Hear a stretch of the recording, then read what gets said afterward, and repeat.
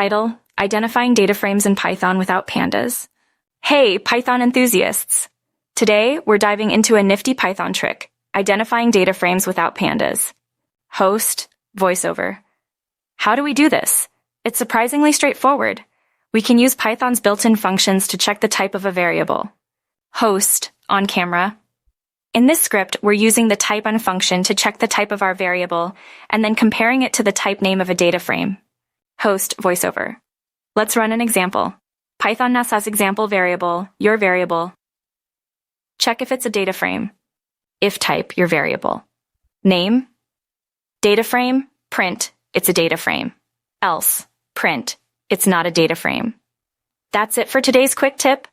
Python's built-in functions can be incredibly useful for checking variable types. Don't forget to like and subscribe for more Python tutorials. See you in the next one.